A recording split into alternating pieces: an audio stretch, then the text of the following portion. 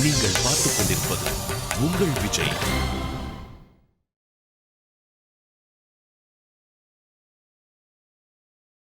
நம்ம சின்ன புண்ணியமாக பண்ணியிருந்தோம்னா சொப்னத்தில் மாலையெல்லாம் போட்டு பட்டாபிஷேகம் பண்ணுவாள்.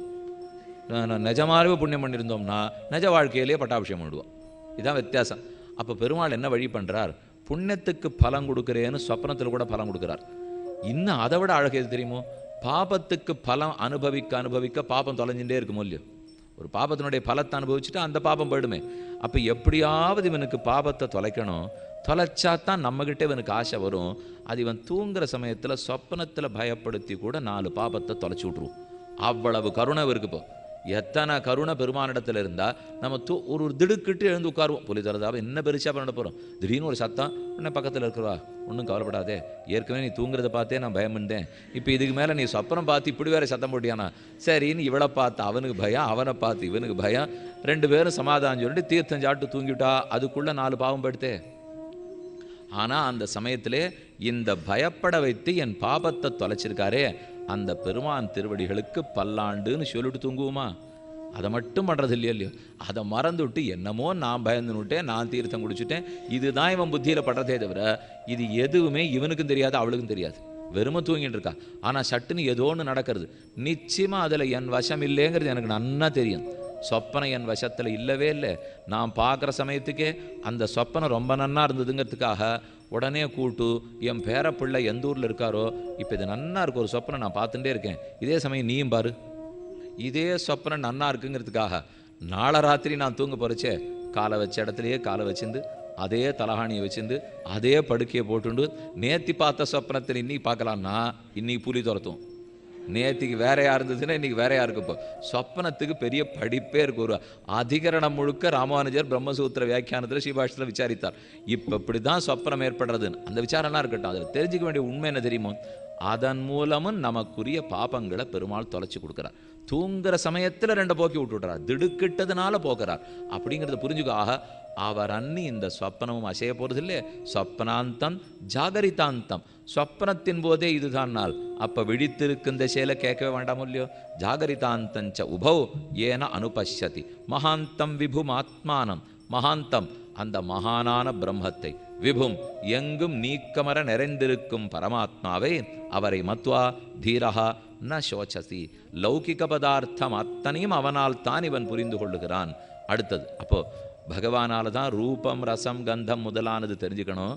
லௌகிக பதார்த்தங்கள் அத்தனையும் அவரால் தான் தெரிஞ்சுக்கணும். ஏ இமம் மத்வதம் வேத ஆத்மானம் ஜீவமந்திகாத் ஈசானம் பூதபவ்யஸ்ய ந ததோ விஜிகுப்சதே ஏதத்வை தத். அந்த பிரம்மத்தை சுமாராக ஒருத்தர் தெரிஞ்சுட்டு இருக்கார். இன்னும் கொஞ்சம் சின்ன சின்ன பாப்பங்கள்லாம் பண்ணிட்டு இருக்கார். ஆனால் பிரம்மஜானி. அவர் பிரம்மத்தை தெரிஞ்சுக்கணுங்கிற ஆசை வந்திருக்கு, தெரிஞ்சுக்க ஆரம்பிச்சுட்டார்.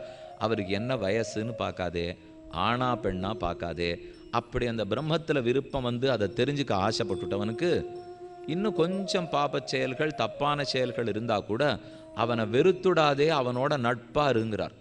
ஏன்னா அவனுக்கு அந்த ஆசை வந்திருக்கு. அப்போ இப்படி வச்சுப்போம், ரொம்ப நல்லவனாக இருக்கார், ஆனால் பிரம்மஜானத்தில் ஆசையே இல்லை. பிரம்மஜானத்தில் ஆசை இருக்குது, கொஞ்சம் கொஞ்சம் கெட்டதும் பண்ணுறார். இந்த 2 பேருக்குள்ளே யார் உயர்ந்தவாழ்னால் அவர் திருப்பி கேட்குறார். இப்போ அது உன் லட்சியம் என்னங்கிறத பொறுத்துன்னார். உனக்கு என்ன லட்சியம்? இப்போ நான் ஒருத்தரோட நண்பனாக இருக்கேன்னா, இந்த சுவாமி ரொம்ப நன்னா ஓட்டப்பந்தய வீரர், ரொம்ப நன்னா ஓடுவார். அது 100 அடி ஓடுறதுக்குள்ள கோப்பையெல்லாம் வாழ்ந்துருவார். அவ்வளோ நன்னா ஓடுறவர் அவர். 4 வருஷத்துக்கு ஒரு தான் எங்கேயோ நடத்துவாளே, அதுக்கெல்லாம் கூட போகிறார். இப்போ அடியன் வந்து ஸ்ரீபாஷ காலக்ஷேமன்னு ஆசை. அந்த சுவாமியோட நன்னா மித்திரனா நட்பு ஏற்படுத்தினுட்டேன். எதான் லாபம் உண்டு? அவர் என்ன ஓடத்தான் பழக்குவார், ஸ்ரீபாஷ்யத்துக்கெல்லாம் அவர் பழக்கவே மாட்டார். அப்போ அவரை எதுக்கு வேணும்னா, இந்த சுவாமியோட நீ நண்பாக இருக்கிறேன் இருக்கலாம், எனக்கு என்ன வேணுமோ அதை அவர் செய்வரா சுவாமி, எனக்கு ஸ்ரீபாஷ்யம் வேணும்னா நான் அந்த வித்வானை தான் தேடி ஆகணும். இதே ஒருத்தர் அடுத்த ஓட்டப்பந்தயத்தில் ஜெயிக்கணும்னு இருக்கிற ஸ்ரீபாஷ்ய வித்வான் கூட என்ன பண்ண போகிறார்? அவர் ஓடவே மாட்டார், உட்கார்ந்த இடத்துல தான் காலக்ஷேபம் சொல்லுவார். அதனால் அவரை கேட்டே பிரயோஜனம் இல்லை. அப்போ இவர் அவர்கிட்ட போகக்கூடாது, அவர் இவர்கிட்ட வரக்கூடாது. இப்போ அடியனுக்கு யார் வேணும், யாரோட நட்பாக இருக்கணும்னால் நன்னார். பிரம்மஜானம் இருக்குது, ஆசை இருக்குது, ஆனால் இன்னும் கொஞ்சம் கெட்டவன், நல்லவன், பிரம்மஜானத்தில் ஆசையே இல்லை. யாரை பிடிச்சிக்கணும்னால், நீ லௌகிகத்தில் நன்னா இருக்கணும்னா எல்லாம் நல்லதே பண்ணிட்டு இருக்கிறவரை பிடிச்சிக்கோ. மோட்சம் வேணும், அமிர்தத்துவம் வேணுங்கிற ஆசை இருந்தால் கொஞ்சம் நஞ்சம் தப்பு இருந்தாலும் பிரம்மஜானம் இருக்கிறவனை பிடிச்சிக்கோ. ஏன்னா அது இருந்தால் தான் நாளைக்கு சரியாகும். அது இல்லாட்டா எத்தனை நல்லவனாக இருந்தால் வாழ்க்கை முடிஞ்சு போயிடும். அப்போ பிரம்மத்தனத்தில் ஆசை வராமலே போயிடும். இப்போ ரொம்ப நல்லவராக இருக்கார் சுவாமி, ஆனால் துளி கூட பக்தி கிடையாது என்றால் பிரயோஜனம் இல்லைன்னு விட்டார் கண்ணன். அவன் நல்லவனாக இருக்கலாம், இந்த ஜென்மத்துக்கு ரொம்ப நன்னா இருப்பான், அடுத்த ஜென்மம் பிறந்து இந்த சம்பாதித்த புண்ணியத்தினாலேயாவது பக்தி வரட்டும், அவ்வளோதான் நம்ம சொல்லலாமே தவிர அவருக்கு ஒன்றும் ஆகிடாது, கெட்டது நடக்காது. நல்லவர் நல்ல உள்ளத்தோடு இருக்கிறவர் நன்னத்தான் இருப்பார். ஆனால் மோட்சத்தை பற்றி ஆசை வரல, அவ்வளவுதான் சொல்ல வராரே தவிர அவர் இருக்கிறது தப்புன்னு ஒத்துன்னு சொல்லலை. இப்போ மோட்சத்துக்கு போகணுங்கிற விருப்பம் இருக்கா, கொஞ்சம் அப்படி இப்படி தப்பு இருந்தால் கூட விட்டு கொடுத்து நடந்துக்க தெரிஞ்சுக்கோ, வெறுத்துடாதே என்று சொல்லிட்டு பூர்வம் தபசா ஜாத்தம் அத்யா பூர்வம் அஜாயத குஹாம் பிரவிஷ்ய திஷ்டந்தம் யோ பூதேபிர் வியபஷ்யத ஏதத்வை தத். எந்த ஒரு பிரம்மம் முதலில் அப்புங்கிற தண்ணீரை சிட்டித்ததோ அந்த தண்ணீரிலிருந்து பிரம்மா சதுர்முக பிரம்மா நான்முக பிரம்மா உருவானாரோ, பூர்வம் தபசா ஜாத்தம் அத்யா அப்பு அத்யா தண்ணீரிலிருந்து பிரம்மம் முதல்ல தண்ணீரை சிரிச்சிச்சுதான். அப்பயேவ சசர்ஜ ஆதவுன்னு வாக்கியம் இருக்கு. இப்போ பெரிய நீர் படைத்துன்னு நம்மாழ்வார் சாதிக்கிறார். பெரும் நீரை படைத்தார், அதில் தான் க்ஷீரோதசாயியா பெருமாள் சயனிச்சுட்டு இருந்தார். அங்கிருந்து நாபி கமலத்திலேருந்து பிரம்மா தோற்றினார்னு கேள்விப்படுறோம் இல்லையோ, அதை சொல்றார். பூர்வம் அஜாயத ஹிரண்ய கர்ப்பன் சதுர்முக பிரம்மா பிறந்தார். அப்ப பகவான் ஸ்ரீமன் நாராயணன் ஜகத்துக்கெல்லாம் காரணம். அவரிடத்திலிருந்து நான்முகம் தோன்றுகிறார். நான்முகனை நாராயணன் படைத்தான், நான்முகனும் தான்முகமாய் சங்கரனை தான் படைத்தான். அந்தாதி மேலிட்டறிவித்தேன் ஆழ்பொருளை சிந்தாமல் கொள்மினீர் தேர்ந்து என்று நான்முகன் திருவந்தாதியில் திருமழிசாழ்வாருடைய ரொம்ப ஆச்சரியமான போஷரம். மேலே சொல்றார், குஹாம் பிரவிஷ்ய திஷ்டந்தம் யோ பூதேபிஹி வியபஷ்யத. யாரொருத்தன் பிரம்மத்தினுடைய நாபி கமலத்திலிருந்து தோன்றினாரோ அந்த பிரம்மம் எல்லாவிடத்திலும் வியாபித்திருக்கிறது. பிரம்மாவை கொண்டுதான் மேற்கொண்டு சிருஷ்டித்தார். குஹாம் பிரவிஷ்ய, அவர் இந்த ஹிருதய குகைக்குள்ள புகுந்து எப்போதும் இருக்கிறார். பூதேபிஹி அபஷ்யதி ஏதத்வை தத். பிரம்மமே உபாதான காரணமாக இருக்கார், பிரம்மந்தான் நிமித்த காரணமாகவும் இருக்கார். நம்ம அத்தனை பேரையும் படைக்கும் காரணம் பிரம்மம். அவர் தான் படைக்கிறார்னு தெரிஞ்சு போச்சு. படைக்கிறார்னா மண்ணா இருந்து படைக்கிறாரா, கொயவனா இருந்து படைக்கிறாரா, தண்டச்சக்கரமா இருந்து படைக்கிறாரா?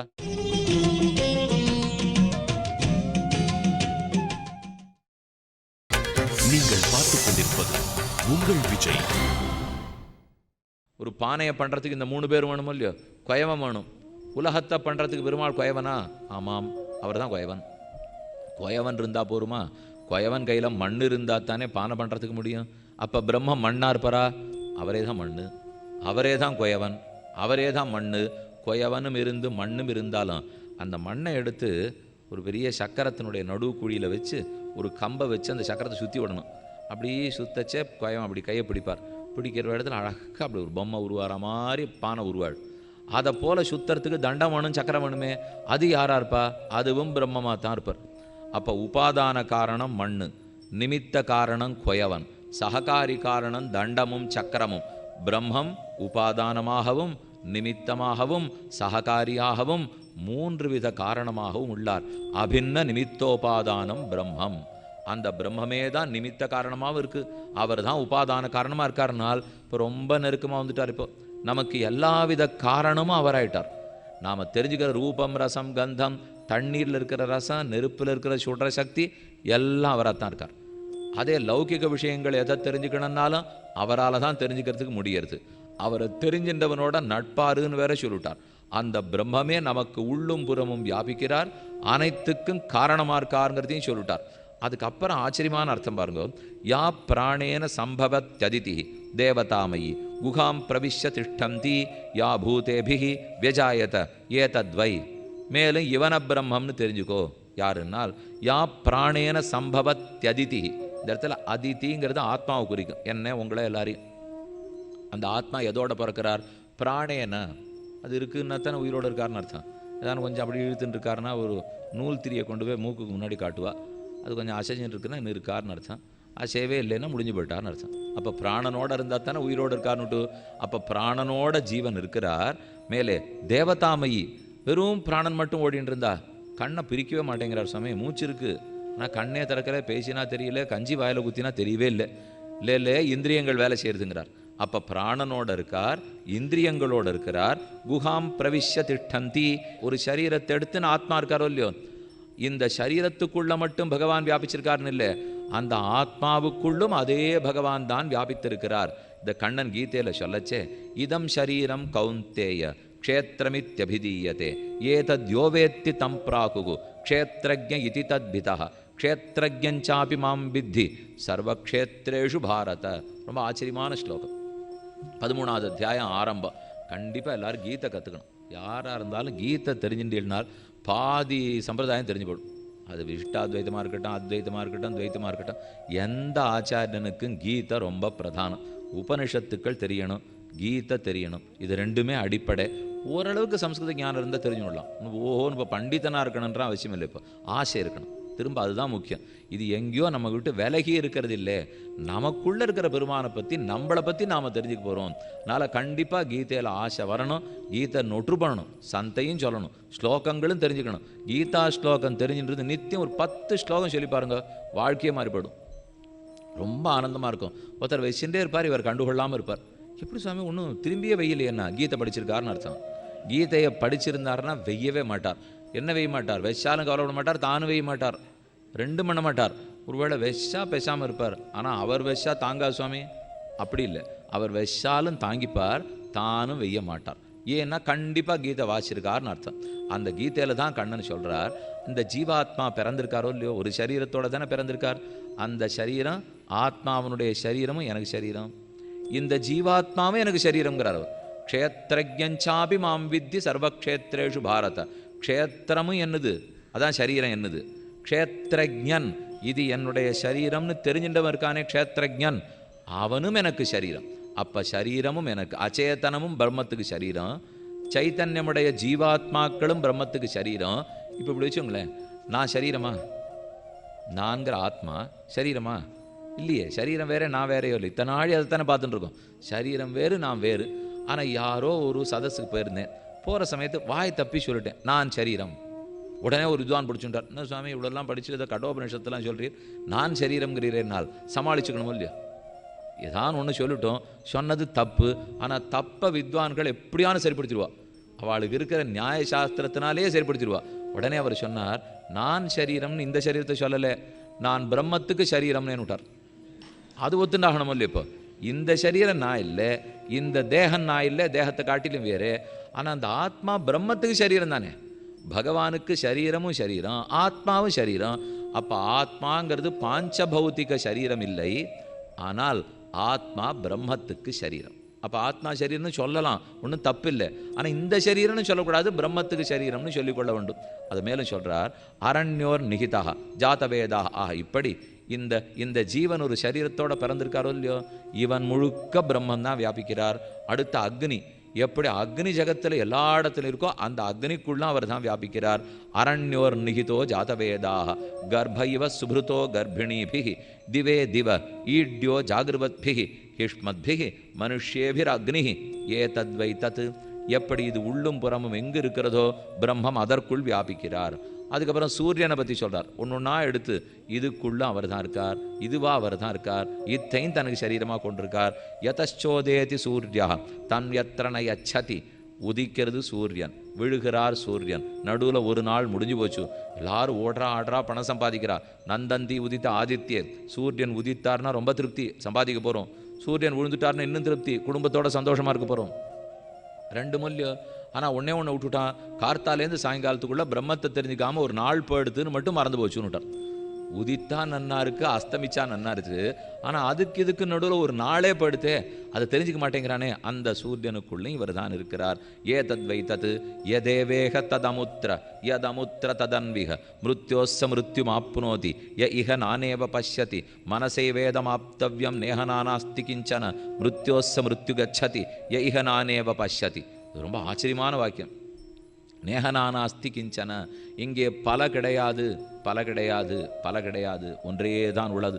ந இஹ நானா அஸ்தி, நானா வெவ்வேற பல பல.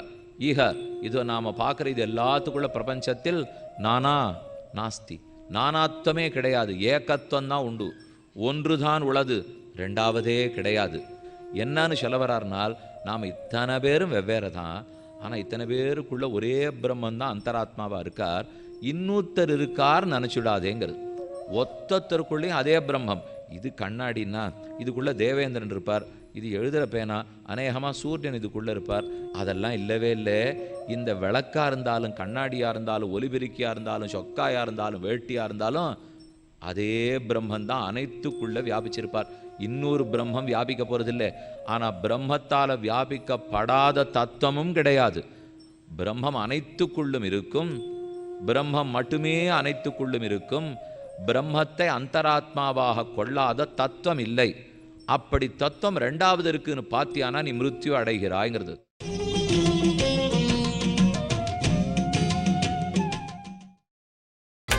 நீங்கள் பார்த்துக் கொண்டிருப்பது உங்கள் விஜய்.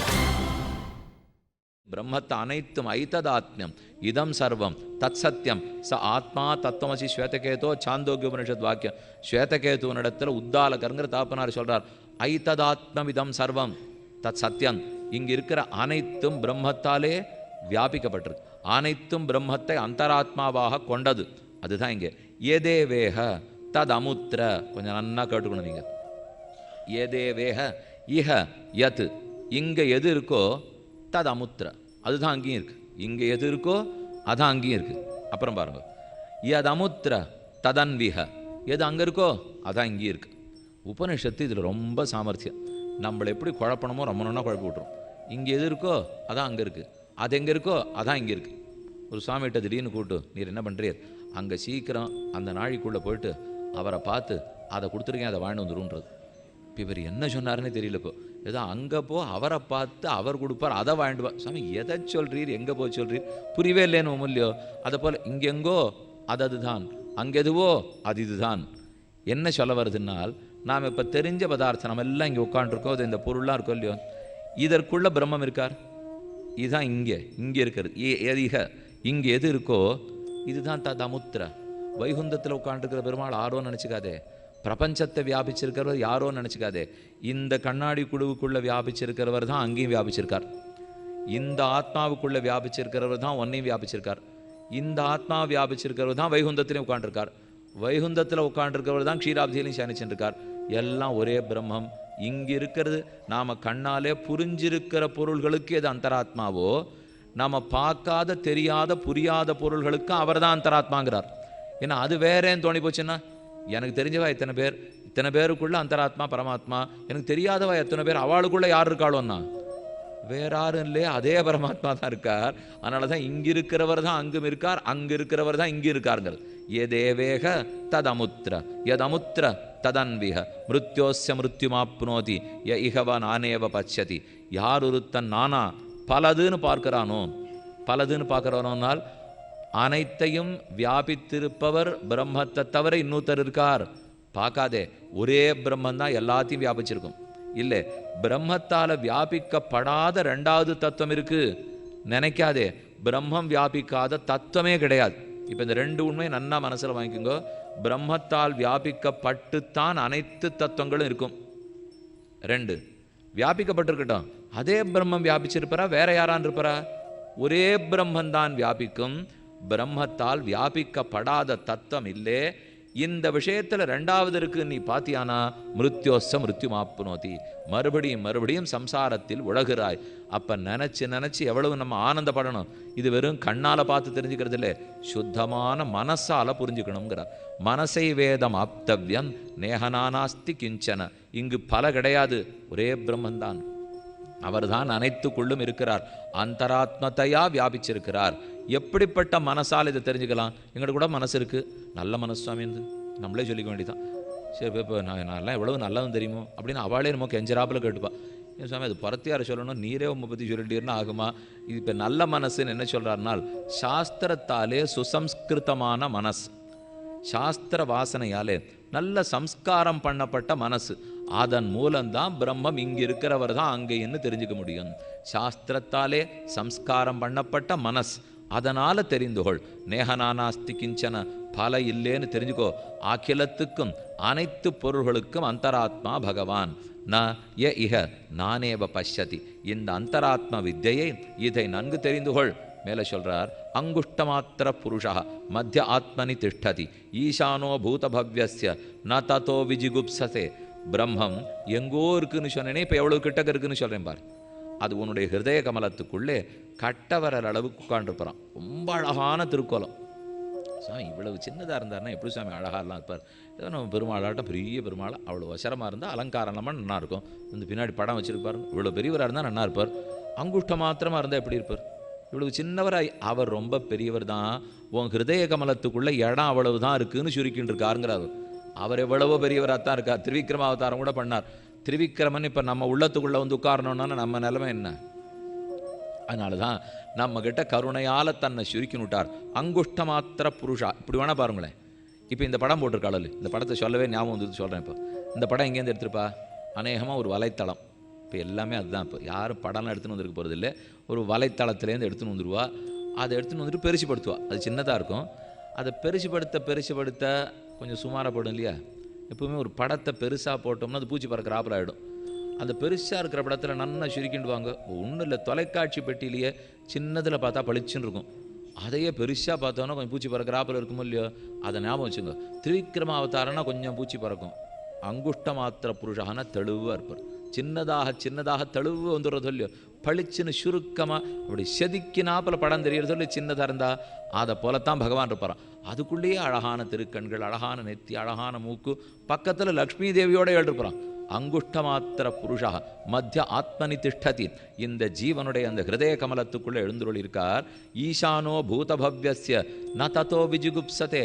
ரொம்ப பெரியவர் அவர். பூதம் பவ்யம் பவத்து, அனைத்துக்கும் நாதன். ஆனால் இந்த இடத்துல இருக்கிற மலம், ஜலம், மூத்திரம், மாம்சம், மஜ்ஜை, சதை, என்னென்ன உண்டோ துர்கந்தம், ஆபாசம், எதை கண்டோ துளி கூட வெறுக்காம முகசுளிக்காம சிரிச்சுட்டே இருக்காருங்கிறது. நான் தத்தோ விஜுகுப்சத்தே. விஜுகுப்சா, ஜுகுப்சானா வெறுப்போ இல்லையோ? நம்ம ஏதான ஒன்று ஆபாசமாக இருந்ததுன்னா இந்த வாசலில் ஏதோ நாத்தமாக ஒரு வண்டி போகிறாப்பில் இருக்கேன்னா நாரதோ இல்லையோ மூக்கு பிடிச்சிவிடும். நம்ம உடனே மூக்க பிடிச்சிக்கிறோமேன்னு அவ்வளவு பிடிக்கல நமக்கு. இப்போ ஒரு இடம் இங்கேயான சேரு சகதியமாக இருந்ததுன்னா காலையே வைக்க மாட்டோம். அப்போ இந்த பெருமான் இந்த உள்ளத்துக்குள்ளே என்ன சத்தம் கேட்கும் தெரியுமா? உள்ளே நீங்கள் பக்கத்தில் இங்கே வச்சு பாருங்கள். இந்த ரத்தம் வேகமாக ஓடிட்டு வருதோ இல்லையோ? அந்த சத்தம் பேரோசையாக கேட்கும். அதெல்லாம் ஒன்றும் கேட்காதபடிக்கு பெருமாள் எல்லாத்தையும் மூடி வச்சிருக்கார் நமக்கு. அது எங்கேயானு பெருசாலாம் கேட்க ஆரம்பிச்சோன்னா தூக்கமே வராது ராத்திரி. ஏற்கனவே அது அடிச்சுட்டுருக்காங்க பயத்திலே தூங்க மாட்டேங்கிறோம். இது மேலே வேறு இந்த சத்தமெல்லாம் கேட்டுதுன்னா அப்போ அங்கேயே உட்காண்டிருக்கார். எவ்வளவு ரத்தம் உள்ளே போகுது, எத்தனை ரத்தம் வெளியில் வருது, ஒரே ஆபாசம், மலம், மூத்திரம். பார்த்தா 4 நாளைக்கு நமக்கே சாப்பாடு வேண்டிருக்கலாம். அவர் உட்காண்டிருக்கார். உட்காந்து ரொம்ப சிரிச்சுன்னு, தேவி இந்த இடம் ரொம்ப நன்னா இருக்கு இல்லையா? வைகுந்தத்தை விட இந்த இடம் நன்னா இருக்கு இல்லையான்னு ஆசையாக பேசிட்டு இருக்காராம். ஒரு துளியும் வெறுப்படையாமல் உள்ளே எழுந்துள்ளிருக்கார். இது எதுக்குன்னால் அப்போ அவரை நீ எவ்வளவு தியானிக்கணும்னு புரிஞ்சுக்கும். உன்னிடத்துல எத்தனை கருணையோடு அமர்ந்திருக்கார். ஒரு நிமிஷம் அது இல்லைன்னு யானை நீ இல்லை. சத்து, ஒரு ஜீவன் சத்துன்னு சொல்லப்படணும்னாலே சத்தான பிரம்மம் உள்ளே இருந்தால்தான். ஏ தத்வை தத் அங்குஷ்டமாத்திர புருஷா ஜோதிரிவ அதூமகா. ஜோதிரிவ அதூமகா ஈசானோ பூதபவ்யஸ்ய ந ஏவாத்ய சவுஸ்வஹ. அவன்தான் இக்காலத்திலும் வருங்காலத்திலும் நாளை காலத்திலும் அவர் எப்படி இருப்பார்னா, தூமமே புகையே இல்லாத விளக்கு எவ்வளவு அழகா இருக்குமோ அப்படி இருப்பாராம். புகையில்லே அதுதான் சொல்றச்சே புருஷாக ஜோதிரிவ அதூமகா. தூமம்னா புகையோ இல்லையோ? அதூமகா தூமமே இல்லாத ஜோதிஷ போட அப்படியே நிகு நிகு நிகு நிகு நிகு நிகுன்னு ஒளி விட்டு இருப்பார். பார்த்தா ரொம்ப பளிச்சுன்னு இருப்பார், தெளிவாக இருப்பார். ஒரு துளி முகத்தில் சுழிப்பே இருக்காது. யதோதகம் துர்கே விருஷ்டம் விருஷ்டம் விஷம் யதோதகம் துர்கே விருஷம் பர்வதேஷு விதாவதி ஏவம் தர்மான் பிருத்தக் பஷ்யன் தானேவ அனுவிதாவதி. அப்போ பிள்ளைக்கு ஒரு சந்தேகம், ஒருத்தர்னே இத்தனைக்குள்ளே இருக்காருன்னு சொல்கிறீரே, ஆனால் அவா எப்படியோ பேசுகிறாளே. இல்லவே இல்லைங்கிறார் ஒருத்தர். இருப்பர் பெரியவராக இருப்பாருங்கிறார், ரொம்ப சின்னவராக இருப்பாருங்கிறார், இந்த தெய்வம் உள்ளே இருக்காருங்கிறார், அந்த தெய்வம் உள்ளே இருக்காருங்கிறார். நிறைய இவரை பற்றி மாற்றி பேசிக்கிறாளே. வெவ்வேறு பிரம்மம் உண்டா, வெவ்வேறு தெய்வங்கள் உண்டான்னு பிள்ளைக்கு சந்தேகம்.